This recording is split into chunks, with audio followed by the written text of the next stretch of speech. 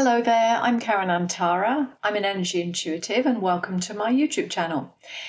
This is my July energy report, and in this report I'm going to be talking a little bit about the mind matrix, the mental mind versus the emotional body. I'm going to talk about shadow work and how people get stuck in it. I'm going to talk about timelines and just touch a little bit on CERN, the Hadron Collider. I'm going to talk about shifting our frequency and the effect that our thoughts and our external reality have upon that. So I'm very aware right now, maybe it's always been there, but I'm really noticing it very loudly now, is that there's a lot of noise out there online. When I go onto social media, recently, I can feel myself, almost being pulled this way and that way. And, there's so many different places that I could go. You know what it's like. As soon as you scroll, you go, oh, that's interesting. You click on that. And then when you finish that, you get another whole thing coming up. You're off of the original track now, going down side alleys. So, I've noticed that whenever I click on one and go off, it's like as if I end up in a maze. And finding my way back to where I originally started, it gets more and more difficult. It's side alleys, it's rabbit holes, it's a complete maze out there. And what I feel when that happens, because of course I've experienced it, what I feel when that happens is that I'm going deeper and deeper into the mind matrix. Now, sure, we can research all kinds of things from a lead that we find on Facebook or Instagram. We can go down the path and look up AnTara. We can learn about data centers. We can, explore all about the additives and seed oils and processed food and EMF radiation and mass surveillance and supplements and genetics. And it's endless what we could explore. We can go anywhere, and before you know it, an hour has passed, 2 hours has passed, maybe 4 hours has passed, and all you've been doing is scrolling and researching and reading. Where does that research lead you, do you think? Well, it leads you further and further into the mind matrix. Then let's add on AI, flavor of the month, right? Or flavor of the year, the decade. Because there's Claude and Grok and ChatGPT and a whole host of others that I couldn't even name, and all the individual AIs that have been created by people that we might follow online. And so when we add that in, suddenly we're another hour or 2 hours or 4 hours right there in our screen in the mind matrix. We're even deeper into the matrix now, or the metaverse, actually, of course.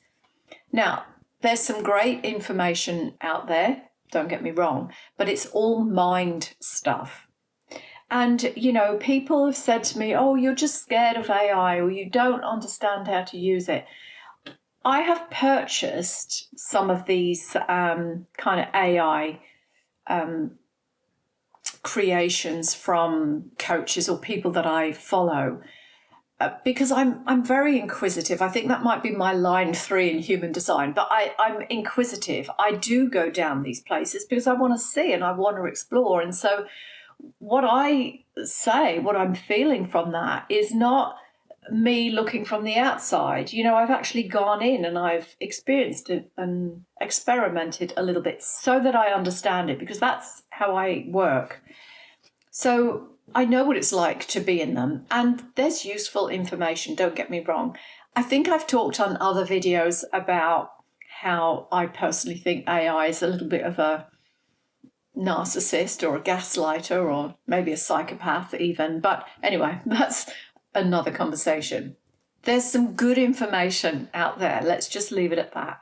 But we have to recognize that it's all mind stuff. It's all heady, mind matrix. None of that is lived, embodied experience. AI can never give you that.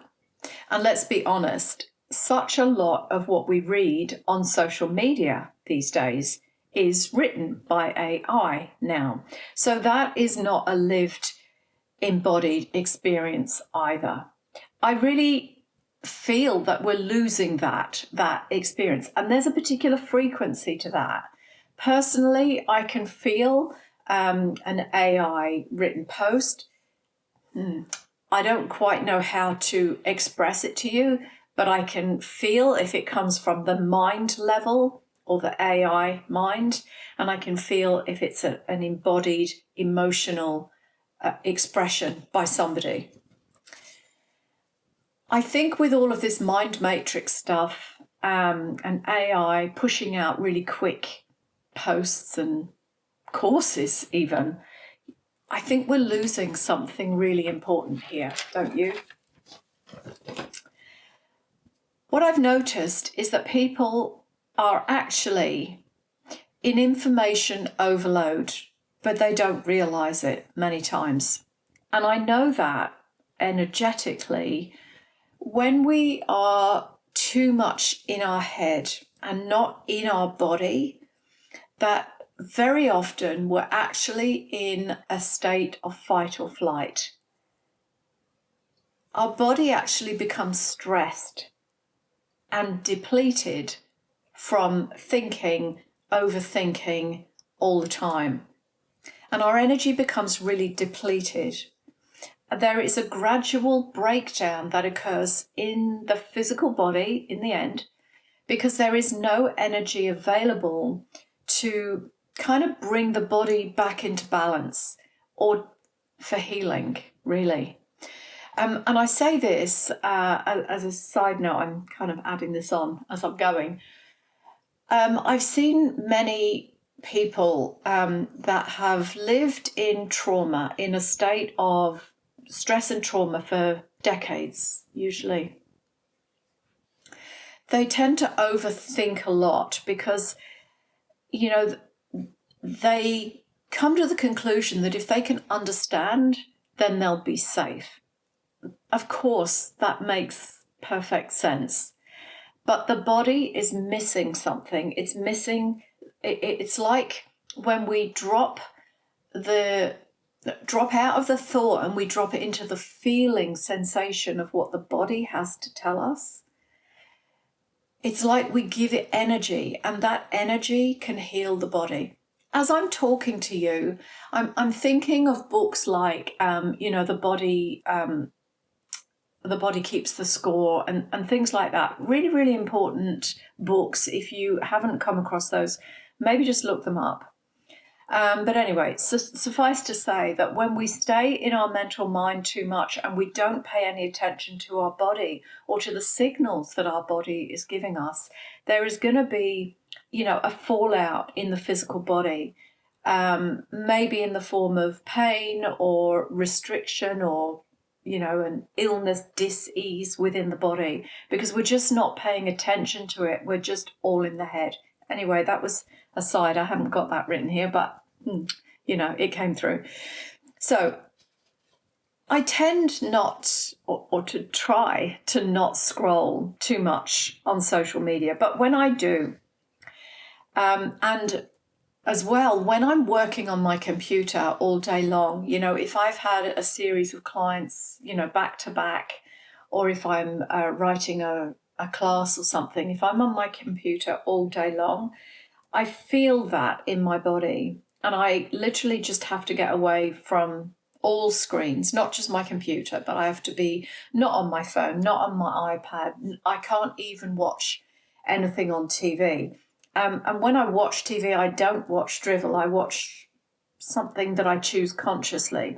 But any screen, I can't at that point because I'm completely overloaded and I can feel it quite quickly, actually, in my body.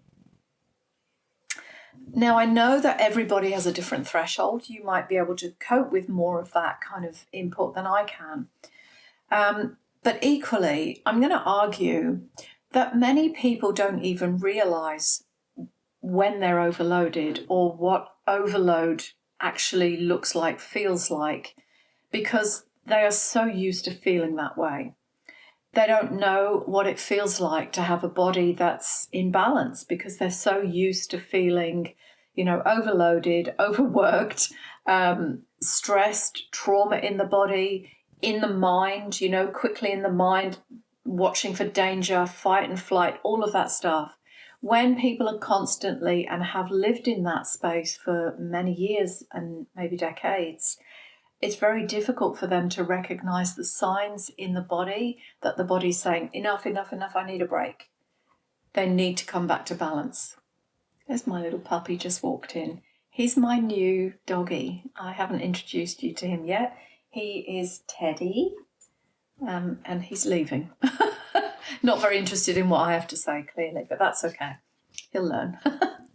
I've only had him 3 weeks. So, back to this. Only when the trauma and the stress has been released from our body can we now begin to know what balance and safety actually feels like in the body. I do encourage shadow work and inner child work. I know a lot of people in spiritual communities don't like that kind of thing. And to be perfectly honest, there was many years when I didn't see its value, but I understand its value now. And I think it's vitally important. And I think the two must go, hand in hand. You can have all of the beautiful ceremony, but if you're only in that, potentially you're bypassing the shadow work, the inner child work that needs to be done for the healing and the release of stress and trauma. So I do like that balance now. But I, as I say, I do encourage it, but I don't think it's good to stay in that work all the time. For long periods of time. And people do. I've seen that people do get stuck in that. What I've seen happen is that they go down and down and down, a particular rabbit hole of a trauma or an event that happened to them or a series of events, and it really doesn't do them any good. They have a need to understand everything, to rationalize everything, because the logic is that will make them feel safe. I get that completely. But they need to then understand why things were the way they were. Why he or she did that to them. How did they end up in that situation? And then they constantly ask, well, why me? And why did nobody reach out and tell me or warn me or support me? And, on and on the questions go. The questions make logical sense, but they kind of keep you in this loop, a perpetual loop. And they can think that they're doing a really good job of getting to the bottom of it and exploring it so that they understand what happened to them. And there is value in that. But often they are just digging deeper and deeper into that hole. And basically it's an even deeper hole that they have to eventually try to climb out of. And quite honestly, some people can't climb out of that. They can't, or they won't let go, or it all seems too big and too impossible. And that's not a nice place to be, stuck in that place. And I know that sounds harsh and I don't mean it to be, but, it's the truth of what I have seen, at least in clients and, people that I've met in groups, let's say. One of the things that really interested me to go and train with Marissa Peer in rapid transformational therapy was that she goes to the root cause. And I've always been fascinated with the root cause of things, the root cause of our illness, the root cause of our emotional imbalance or disease, whatever it is. I've always wanted to know the root cause, and there was always a feeling in me that if we could see where that came from, we could clear it and shift real quick. And that's actually one thing that RTT, rapid transformational therapy, does very, very well. So in hypnosis, we regress you back to the original thing. And this is the thing, people say, oh, I don't want to go back to that event. It was so traumatic. I understand that completely, but with RTT, you're not right in it, experiencing all the emotion of it. You're really looking at it really from a distance or from above it so that you see it. And then there's a process that we do that really heals it, releases it, so that you can absolutely let it go back there and then move you into the forward, the present time, and move you forward. It's actually a very, very good therapy. If that's something that you would like to explore with me or ask me more about it, then just message me. It is something that I offer because I've trained in it and I love it. So back to this. Okay, there's two things there that I've mentioned to be aware of. Firstly, getting stuck in the mind matrix of searching and searching for more information to help you understand, because that leads you into information overload. And then the second thing to be aware of is getting stuck in shadow work or inner child work. Neither of those will let you go, or you really have to pull yourself out of them in order to move forward. And you have to do that with your own awareness of where you're stuck. That's why I wanted to share that with you. Okay, so let's talk about CERN now, the Massive Hadron Collider in Switzerland. It's closed down now for 4 years, apparently. It closed on the 29th of June, and apparently it is set to open again in 2030, just in time for the proposed 2030 New World Order agenda that people talk about. Now, you will see a lot online about this just in the last recent time. I remember the big fuss when CERN originally fired up all those years ago, because yes, I've been around that long. It was going to split particles and collapse time and all sorts of things I've heard throughout all of that time. And I have to confess, I haven't really gone that into it in any great depth. I've been around a few rabbit holes, but I haven't gone deep because I'm not a quantum physicist. And really, I think unless you're right in there and you really, really have a big understanding of their agenda, I don't think you're going to be able to access the full truth of everything anyway. That's my personal opinion. But what I've seen online recently, since a few days before it shut down on the 29th, is more and more people beginning to talk about it. Now, my question is, do these people really know what they're talking about, or are they regurgitating from what they've picked up from other people's posts? Because there are a few people there that I've seen that appear to be talking very knowledgeably about it. And when I look back at the previous types of posts that they've been talking about, I have my doubts. I really have my doubts. How they can go from suddenly that to sounding like an expert in this. That's me. Call me suspicious if you like. So that's just me. I explore things. Anyway, my personal view is that yes, I do feel that timelines were manipulated by CERN and that we got moved onto a parallel timeline. Now, I come by this belief through my own personal feeling of a timeline shift.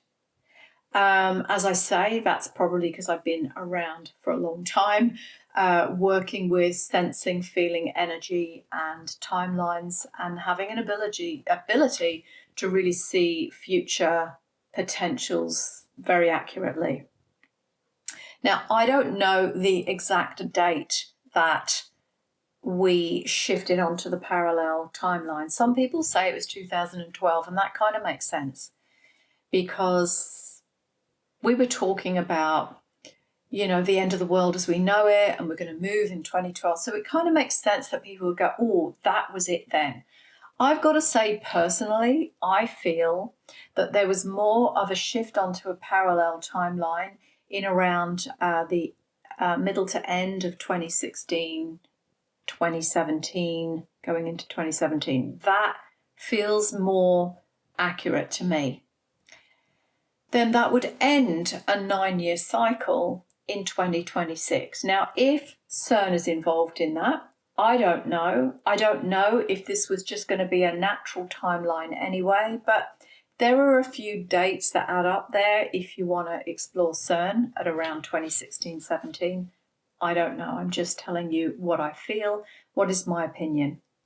And I did speak about the ending of this 9-year cycle, and actually 9 years and then back another 9 years as well. So I spoke about that, I think, in my January energy report. You might want to go and have a listen to that. So I do think that we were sent onto a slightly different trajectory at around that time, 2016-17. And then look at what happened in that 9-year cycle from 2017 to 2026. We all know what all of that was about. Now, for whatever reason, many, many people have woken up through that period of time. And that, in my opinion, was exactly what was meant to happen, even from as far back as 2012. Well, I remember teaching this in about 2008, talking about 2012 and how it was going to be an awakening. So this clearly has been an ongoing thing. And when we talk about, a timeline shift and people wake up, we do tend to go, oh, everybody wakes up. It's not immediate. This is a process that takes years, actually. Look how many people that you and I know many, that appear to have woken up and then they've slipped right back in, and you go, I thought you got that. I thought you're awake, but now they seem to have fallen asleep. So it's this process, you don't just suddenly ping, I'm awake to everything. As I've said before in some of my other videos, people wake up to the climate change hoax. People wake up to big pharma. They wake up to food. They wake up to the false ascension matrix. People wake up at various levels, and then hopefully they add on all the understanding of all of the other things as well. But I'm going off track here. Let me just reel that in a little bit and say, in that period of time, I honestly believe we were destined to wake up. And people talk about the golden age. Well, we could use those words if we like. It may be appropriate. We talk about the new earth. I think that that's relevant as well. But whatever words we choose to put to that, I think you can't deny that many, many people have woken up in this particular 9-year period, and maybe even more so from the events of 2020 onwards, which we all know what that's about. So, was CERN involved in that in some way? Was the intention to stop our awakening with that whole 2020 agenda that rolled out? And so, if CERN is heavily involved in moving us onto a parallel timeline where we can be controlled and where we don't wake up, why would they choose now to turn it off? Is a question I've pondered. So why would they shut it down when they can clearly see the massive numbers of people who are awakening right now? It kind of doesn't make sense. So my question is, okay, if they shifted us onto a parallel timeline to try to keep us asleep, but we woke up anyway, and then they turn it off, do we stay there or do we shift back onto our original? Lots of questions here. And again, some people are all over the internet with all of the answers, and they may have the answers and they may not. So I'm going to encourage you to use your own personal discernment and feel your way through this, because our feeling, our intuition, our heart's knowing, or our divine guidance, whatever you want to call that, I do believe that will most likely put you on your right path for whatever it is that you need to experience next, because we don't necessarily all need to experience exactly the same thing at the same time. I can't answer the CERN questions emphatically, and honestly, I would be highly skeptical of anyone who claims to know all the answers. But what I can say for sure is that you are solely responsible for your frequency, your consciousness, and the timeline that you live upon going forwards. Well, you always have been, but if you didn't know that, I'm telling you, from now on, it's all down to you, your consciousness, your frequency, and where you align on the timeline. Now, sure, outside influences can take a toll on us. EMF radiation, pollution, contamination, the frequency of our food, the places, the people we hang around with, the quality of our thoughts, all of that can impact us, and maybe CERN being on or off, of course. But your thoughts are yours, and you get to choose how you live and what you will experience based upon your thoughts, what you make things mean, your beliefs, and all of your behaviors in consciousness, really. I've noticed that there are certain types of movies, for example, that I can't watch because I feel them affect my body. It affects my sleep. So I never watch horror movies or murder, things like that. It doesn't appeal to me. But I do watch other movies occasionally. And even though they can appear innocent, very often it's Hollywood after all, right? So a lot of those Hollywood movies carry an agenda, which is woven into the story so that you won't notice it. But I can feel it. I can feel the mind program. I can feel the alternative agenda. These movies, everything carries a frequency. But those particular movies, I feel that frequency. I can watch them for about 5 minutes, and as soon as I realize that there's something there that's not aligned with me, my consciousness, and how I want to live and evolve, then I've got to switch it off and I'm out of there. Because I know that if I allow that into my space, into my field, it's going to have a detrimental effect on me, and I don't want that.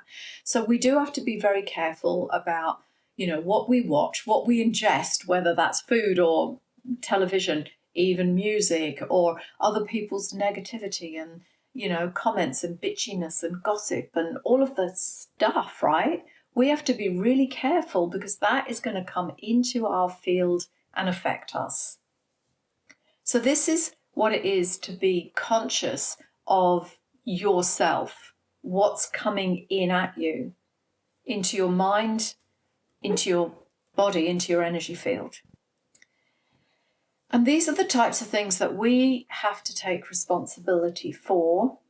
And we really have got to do better if we want to shift our frequency and, step up into a happier, more beautiful reality, let's say. Otherwise, we remain where we are right now. Actually, some people may even drop backwards, because that's what happens when you're not holding yourself high, right? And the thing is that you might be completely happy where you are now. And, you might say, well, I'm completely fine where I am. I don't need to change a thing. And if you're happy there, then I'm happy for you. I just want you to be aware that your choices, your decisions, your actions make a difference to the type of life, the type of opportunities that you get to experience. you might want to create better for yourself. And if you do, these are the types of things that you have to become aware of, and you have to choose consciously to improve, So if you are in an environment that feels heavy to you, and it feels it's pulling you down, your energy will drop. Frequency, resonance, however you want to express that, but your energy will drop to match the surroundings unless you are genuinely able to override that. And that's just a law of physics. That's how it is. So you might be able to walk into a really heavy and dense environment and hold your light. And you might be able to do that really well. But maybe you can only do that for a certain period of time before everything begins to feel too heavy and you start to drop your frequency. And the thing is that you must train yourself to feel when this is happening, to know when enough is enough, and to remove yourself from that space so that you can recharge. Now, I just want to give you a quick example that's coming to mind as I'm talking. Whenever I have had to go into a doctor's office or a dentist or a hospital or anywhere like that, I'm aware that I walk in there as me, and as I sit there, I begin to feel the environment. It almost feels like it's encroaching on me. And what often happens is that I begin to fall asleep. I get really drowsy and I feel like I could just fall asleep. And then I remember, I'm being impacted by the environment. So then I sit and I have a particular technique that I use. It's called the light shield meditation or process. So then as soon as I feel that coming in at me and I feel myself getting tired and heavy, I'm like, I know what's happening. And I do this energetic realignment with myself so that I can bring myself up and hold myself.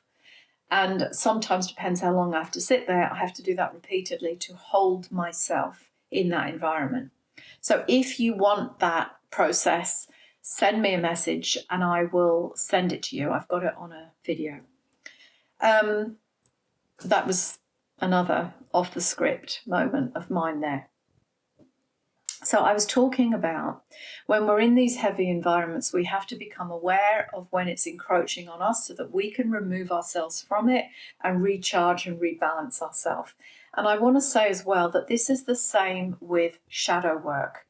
So, we dig into the shadow work, we start to clear what comes up, and we move it for a while. And, we then really have to process that fully and lift ourselves up again into, you could say a higher frequency or a higher emotional state before we go back in and dig for the next layer.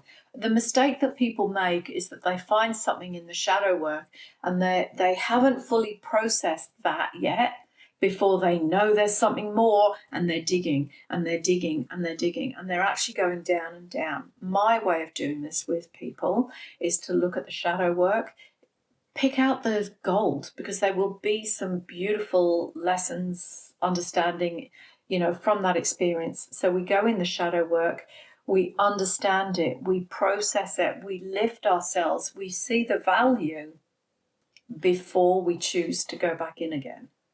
And that might be a period of time before we feel ready to go back in again. That's the way that I do it, because that's the way you can hold your frequency up without going lower and lower and lower into it. So let's presume maybe that CERN was holding us in a lower frequency timeline. And let's presume that now that it's switched off, we have a massive potential to completely shift our consciousness, our frequency, our energy body, so that we can completely shift so that when it comes back on, it won't pull us down anymore, because we've actually shifted so far beyond the frequency where it raises, that it actually can't affect us there. Could you imagine that? Wouldn't that be great? I think it's possible, to be perfectly honest. And that's why we have to become very conscious and aware and do our work now. Because if it switches back on in 4 years, we don't want to be anywhere within its reach so that it can pull us down. We want to be so out and beyond it that we kind of almost become invincible. You know what I mean? So that's what I'm banking on, quite honestly, right there. So the theme for this month and going forwards is to pay attention to your thoughts. Take responsibility for where you allow your mind to go. Use your discernment as to what is truth and what is regurgitated nonsense, because there's a lot of that around at the moment. And, it's like everybody wants to be seen. They want to come up with this new, amazing information. Sometimes it's shocking or a little bit controversial, and that will get likes and views and follows on social media. And people are so craving to be seen. One of the things that always makes me laugh in a weird kind of way, I can be a bit weird like that, is people coming up with this new information that we all talked about in 2006, and they've just discovered it, and I'm like, oh well. But now they're coming out on social media and they're getting hundreds of thousands of views because this is new information and everybody loves it. But anyway, that's just my weirdness there. It's not new, but it's new to them. And it gets them views on their Instagram reels.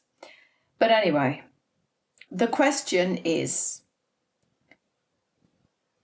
the information that they are sharing real wisdom and lived and embodied experience that they're sharing, or have they just regurgitated it and made it sound good to grab attention? Because the interesting thing is, we can all make a statement of truth. But if you have experienced that, and if you have lived embodied wisdom, it carries a completely different transmission. It's a different frequency because it's coming from a place of that truth vibration within that person. And that's what I'm very attuned to, and I feel that. So I would encourage you to develop that in yourself, because then you can easily find truth from fiction. So that's one thing that I've given you to do. And then also, please pay attention to your inner voice and where it is guiding you. We all have things that are hidden in our unconscious mind that if we made them visible, if we made them conscious, and if we worked through them, we could release them, we could release the heaviness and the density from the body, and we would be all the better for it.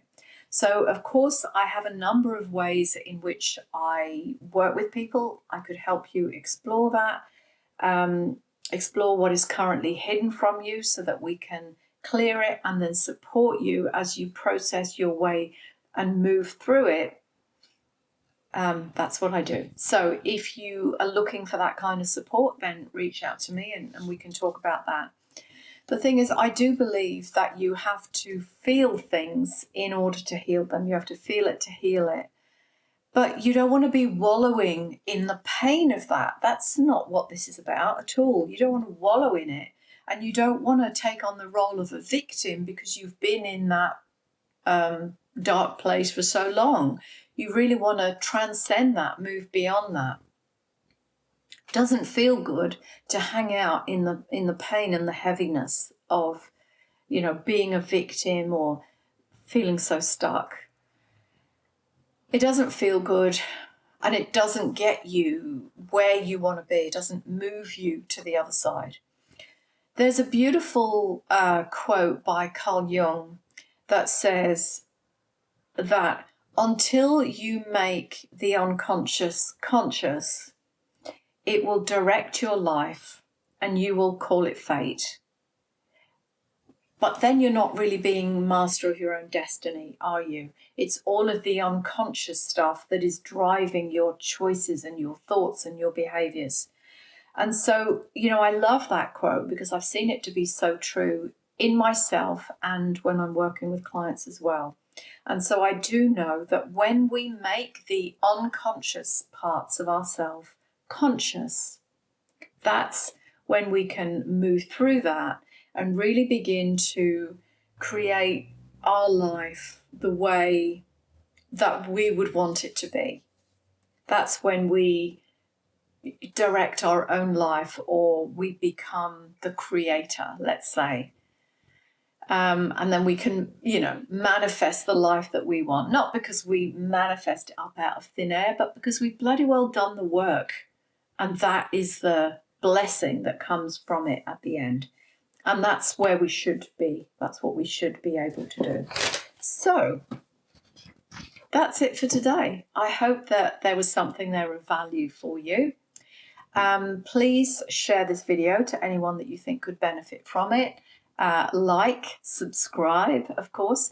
And if anything I've said there, you want to know more about, or if you want my light shield meditation process, send me a message either on Facebook or comment here on YouTube, or just visit my website and get hold of me there on the contact page. It's KarenAnTara.org. And that's it from me for today. So I hope this was of value. I send you a lot of love, and I'll see you soon. Bye for now.